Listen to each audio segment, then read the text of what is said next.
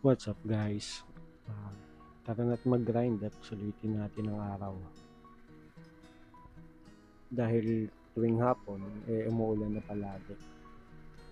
Kaya mas mabuting sulitin natin habang may araw pa. May nakuha na nga pala tayong booking. Kaya ito ay pupuntahan na natin. Yung booking na nakuha natin is from Makati to Baliwag for 399 pesos. Oh no! Medyo nahirapan akong hanapin tong pick-up location niya kasi hindi ko na-expect na nasa loob siya ng subdivision na nadaanan ko na kanina. Sir, lala mo po, pick up. Ano pa?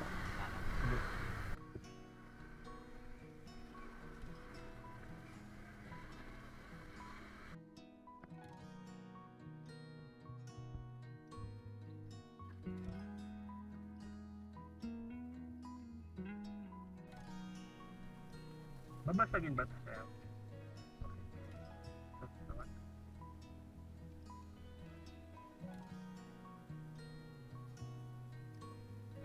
Nasa pa kayo makakarating. Thank you.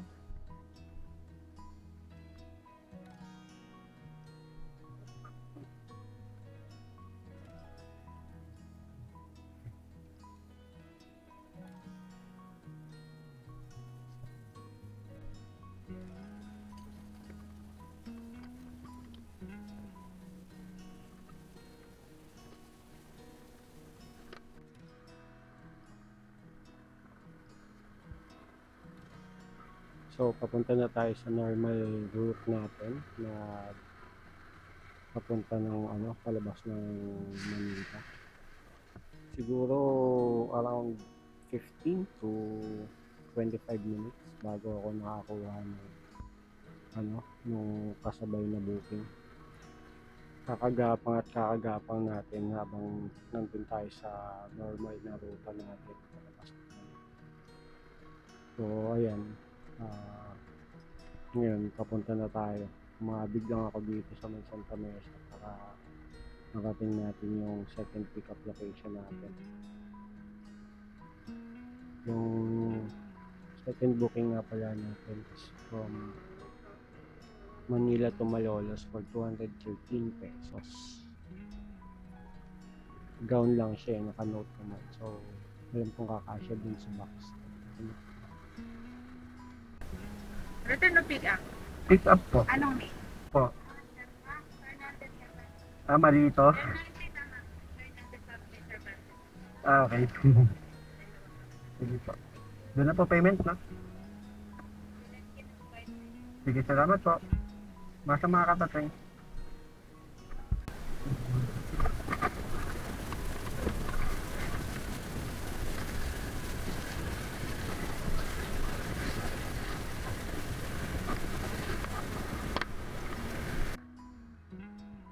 So, on the way na tayo palabas ng Manila at papunta ng Bulacan. Ang uunahin nating i-drop off is itong punta ng Malolos. Kasi mas malapit siya at una siyang magagaanan bago tayo pumunta ng Baliwag. Hello po, good afternoon. Lala mo po, ma'am. Andito na po ako sa tapat mismo ng St. Cross Diagnostic and Fall.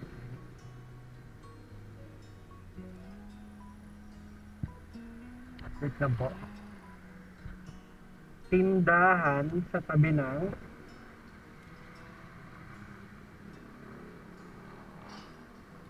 yung before dumating ng clinic, pag galing ka ng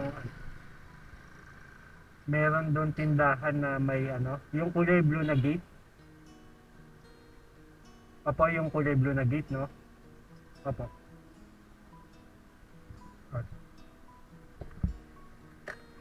Sige po. Okay.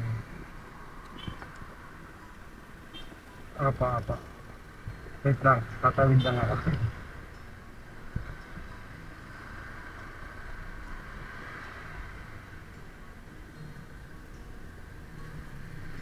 Huh?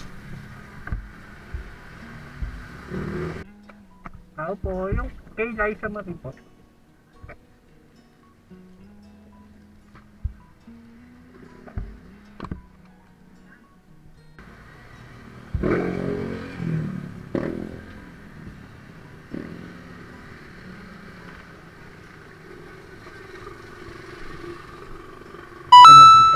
Thank you po.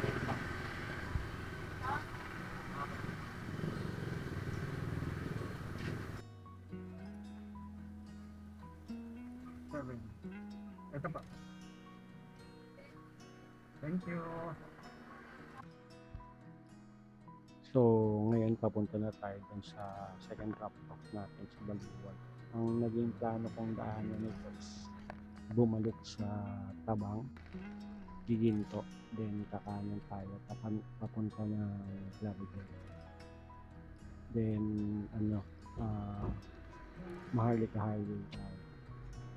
Bali, lampas lang to ng tulay at bago dumating ng 8. Kumbaga, madali-daling puntahan ko. Kasi along the highway lang, main road.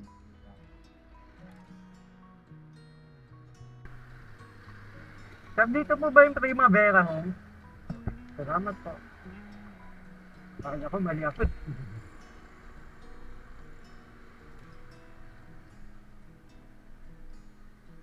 Lalamog, black. 4, 5,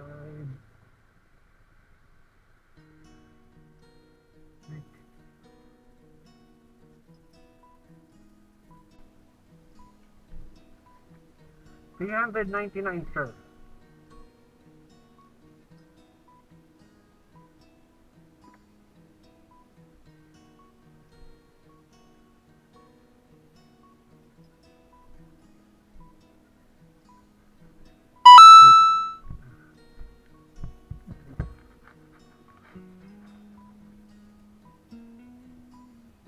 So, tumatagal na.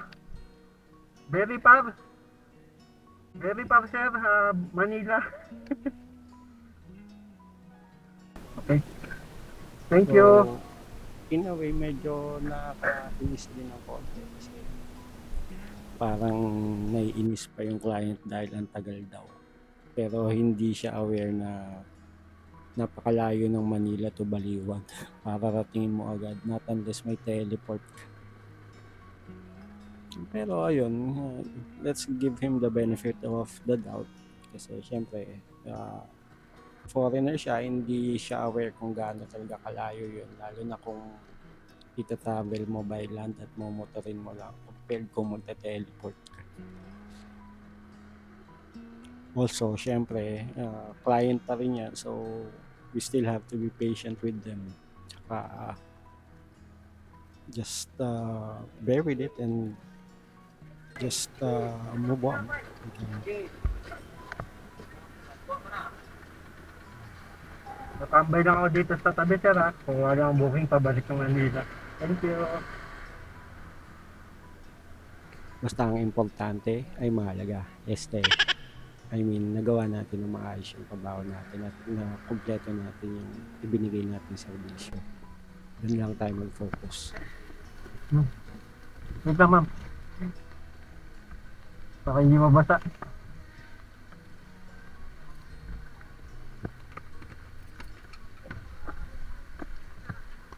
Hindi pa, ma'am.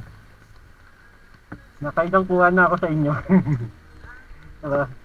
Salamat po, ma'am. Umasa kayo mga karating. Sige po.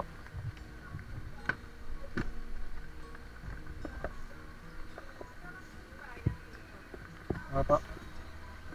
Isang mama. So, inabot na tayo ng malakas na ulan bago pa man din tayo makakuha ng booking na pabalik at bago pa tayo makapag-pick up. So, ang booking nga pala na nakuha natin pabalik is from Baliwag to Manila for 311 pesos.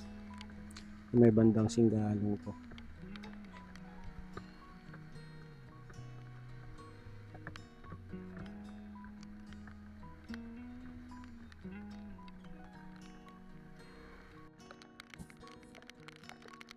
napakalakas ng ulan na 'to. Then may option akong kunin yung, ruta nung dun sa may Maharlika Highway, pero nag-decide ako na dito na lang sa Calle Rizal hanggang sa matumbok ko yung Plaridel or Old Cagayan. Kaya lang, ang naging problema ko pagdating ko dun sa may malapit na ako makalabas dito sa Calle Rizal sa may dun na ako sa may Old Cagayan, bigla namang baha yung daanan, yung kalsada. So wala akong no choice, bumalik din talaga ako. Tapos, ah, kumaliwa ako dun sa may Tarcan para lang makalabas ako ng ano, Maharlika Highway. Asar na asar ako, dapat pala talaga tinake ko na yung first option ko or yung instinct ko na dun na lang sa Pan Philippine Highway, Maharlika Highway, sorry. Pero hindi ko naman din talaga ina-expect na magbabaha pala dito sa may Calle Rizal na kalsada.